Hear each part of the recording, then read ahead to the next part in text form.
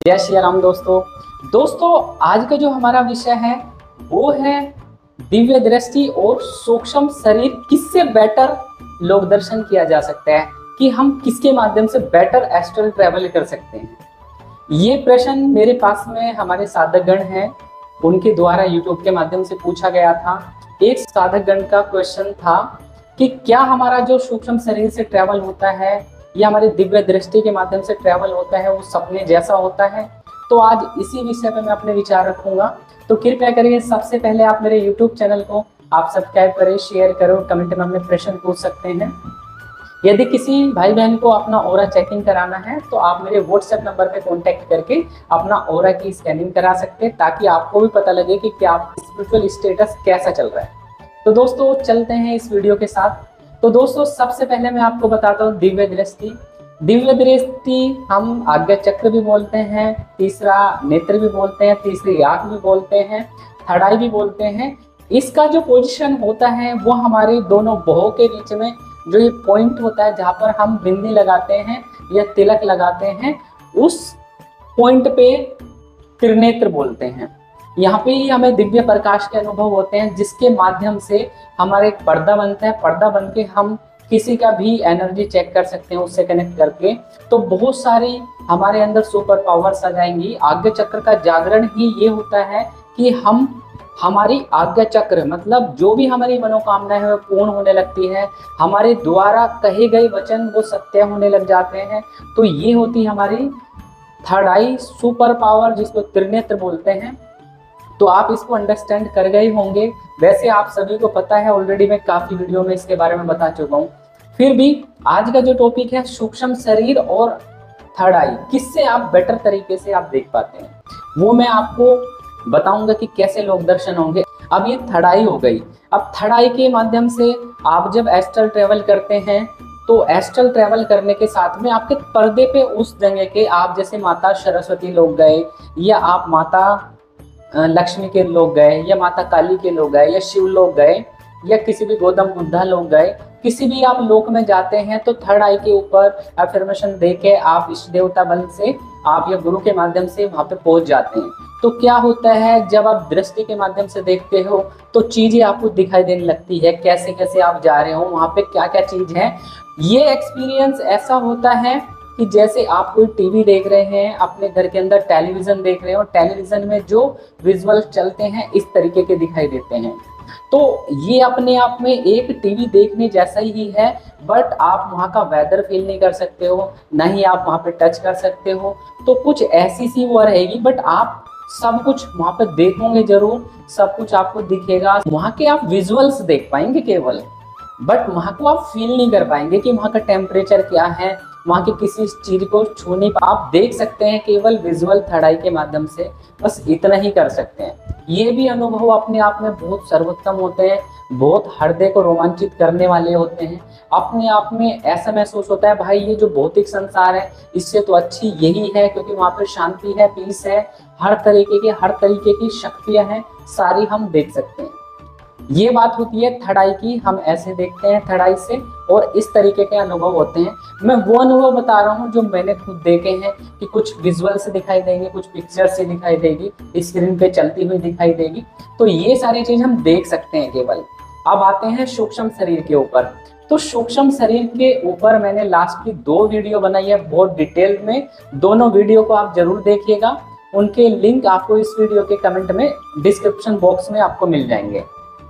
तो उसमें सूक्ष्म शरीर क्या होता है, कैसे काम करता है, कैसे उसको जागृत करें, इन सारे टॉपिकों को मैं कवर कर चुका हूँ ऑलरेडी उस वीडियो में। तो दोस्तों कृपया करके आप उस वीडियो को जरूर देखिएगा, ताकि आपको भी पता लगे सूक्ष्म शरीर होता क्या है। ओवरव्यू मैं आपको बता देता हूँ। दोस्तों हमारे शरीर के अंदर 3 प्रकार के हमारे शरीर होते हैं। एक फिजिकल बॉडी जो हमारी भौतिक शरीर है, जो आपको दिखाई दे रही है, ये स्थूल बॉडी होती है। एक हमारा सूक्ष्म शरीर होता है जो कि मन की गति से कार्य करता है, बहुत तीव्र गति होती है, प्रकाश से भी तेज, आवाज से भी तेज गति कई हजार गुना होती है, जिसको हम एस्ट्रल बॉडी कहते हैं। ये हमारे ब्रह्मरंध्र के माध्यम से भी निकल सकता है, ये हमारे नाभि चक्र से भी निकल सकता है। बेटर होता है ब्रह्मरंध्र के माध्यम से निकले। तो ये जो सूक्ष्म शरीर होता है ये बहुत ही महत्वपूर्ण होता है। तो हमारी बॉडी में जैसे मंत्र जाप ध्यान मेडिटेशन करते हैं तो हमारा सूक्ष्म शरीर जागृत हो जाता है। कभी आपने देखा होगा जब आप ध्यान में गहरे बैठे रहते हैं आपकी सांस बहुत धीमे हो जाती है। सांस धीमे होने के साथ साथ आपका दिल की जो धड़कन होती है वो सुनाई देने लगती है। दिल की जो धड़कन होती है वो इतनी हैवी फील होने लगती है कि आपका शरीर आगे पीछे हिलने मूवमेंट लगना, ऐसा फील होता है कि आपको झटके लग रहे हैं, आपके शरीर आगे पीछे हिल रहा है। तो सूक्ष्म शरीर जो होता है वो हल्के से झटके से बाहर निकल जाता है। जब वो बाहर निकलता है जहाँ पे आप बैठे हुए हैं सबसे पहले उस कमरे के अंदर ही घूमेगा। आपको उस समय की जो फीलिंग रहेगी वो ऐसी रहेगी कि आपका शरीर बिल्कुल जीरो वेट का हो चुका है, आप बिल्कुल फ्लाई कर रहे हो, आप उड़ जा रहे हो, अपने घर के चारों अंदर घूम सकते हो, आप पूरा आकाश में जा सकते हो और पूरा फ्लाई करते हुए नीचे के सारे एरिया को देख सकते हैं। जैसे आज के टाइम में एक ड्रोन कार्य करता है वैसे ही अदृश्य रूप से आपका एक सूक्ष्म शरीर एक्टिव हो जाता है। अब बात करते हैं इस एक्टिव शरीर के माध्यम से हम ट्रैवल कैसे करते हैं, मीन्स ट्रैवल करने में कि मतलब मेरा जो कंसेप्ट है आज की वीडियो का कि कौन सा बेटर होता है वो मैं आपको बताना चाहता हूँ।